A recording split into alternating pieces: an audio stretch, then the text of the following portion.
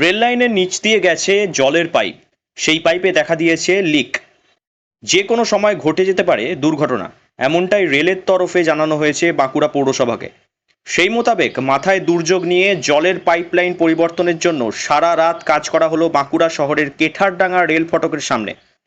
পাইপলাইনের নতুন সংযোগ স্থাপন হলে বাঁকুড়া শহরের প্রায় 9টি ওয়ার্ড 1 থেকে 8 এবং 18 নম্বর ওয়ার্ডে পৌঁছে যাবে নতুন সংযোগের মাধ্যমে জল। যদিও বৃহস্পতিবার রাতের ঝড় বৃষ্টিতে ক্ষতিগ্রস্ত হয়েছে কাজ, ফলেই এখনো পুরো কাজটি শেষ করতে সময় লাগবে 48 ঘন্টা মতো। বাঁকুড়া পুরসভার ভাইস চেয়ারম্যান জানান,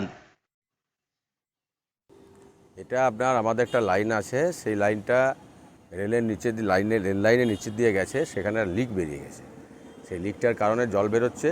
রেল আমাদেরকে আবেদন করেছে যে ওটা যে কোনো সময় দুর্ঘটনা ঘটতে পারে, তার জন্য আমরা সেই লাইনটাকে বাদ দিয়ে দিচ্ছি। আমাদের একটা পাশে একটা লাইন আছে, সেই লাইনটার সাথে যে সাপ্লাই লাইন, যেটা আমার ট্যাঙ্কির থেকে জলটা আসে নদীর থেকে, সেই জলটাকে ওই পাইপ লাইনে জয়েন করা হচ্ছে। এই পুরনো লাইনটা বাদ দিয়ে নতুন একটা লাইন ওখানে আছে, সেই লাইনে জয়েন করা হচ্ছে। ওই লাইন দিয়ে 1 থেকে 8 এবং 18 নম্বর ওয়ার্ড এগুলো সাপ্লাই হবে।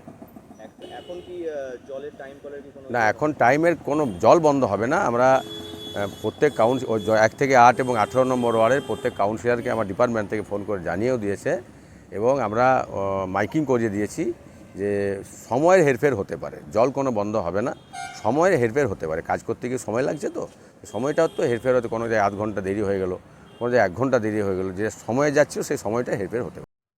এছাড়াও তীব্র গরমে শুকিয়েছে বাঁকুড়ার 2 নদী গন্ধেশ্বরী এবং দ্বারকেশ্বর।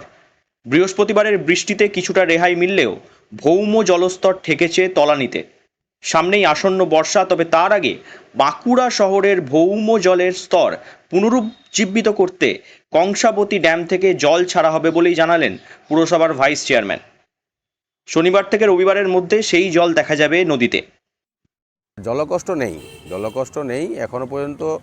পাম্প সেরকমভাবে খারাপ হয়নি, তো লেয়ার নিচে নেমে গেছে। সেই জন্য আমরা কংসাবতীর থেকে জলের জন্য আবেদন করেছিলাম, ওনারা সম্মতি দিয়েছেন এবং জলও ছেড়ে দিয়েছেন। আশা করি কালকের মধ্যে নদীতে হয়তো জলটা নেমেও যাবে। নদীতে জলটা নামলে একটু চার্জ হবে, লেয়ারটা উপরে উঠে আসবে। তাহলে এমনিতেই দুর্গাপুরের জল আসছে, ডিবিসির জল প্রত্যেক ওয়ার্ডই পৌঁছে গেছে, কোনো ওয়ার্ডে বাকি নেই, জলকষ্ট নেই। তবুও এই জলটা মানুষ পছন্দ বেশি করে আর কি, সেই জন্য যাতে মানুষের অসুবিধা না হয়, তাই আমরা বৃষ্টি তো কাল হয়েইছে দেখলেন, আস্তে আস্তে বৃষ্টি আশা করি হবে।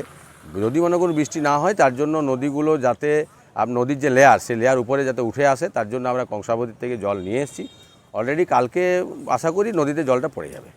রেল লাইনের তলায় জলের পাইপ ফাটার কারণে দুর্ঘটনা এবং বাঁকুড়া শহরের 9টি ওয়ার্ডে জল সরবরাহ অনবরত রাখার জন্য তৎপর হয়েছে বাঁকুড়া পুরসভা। সে কারণেই কোনো সুযোগ না নিয়ে দুর্যোগ মাথায় করে সারা রাত চলেছে কাজ। তবে প্রকৃতির কাছে অবশেষে হার মানতে হয়েছে। অতিরিক্ত বৃষ্টির কারণে পিছিয়েছে কাজের গতি। সময় লাগবে এখনো 48 ঘন্টা। বাঁকুড়া থেকে নীলাঞ্জন ব্যানার্জির রিপোর্ট, লোকাল 18 বাংলা।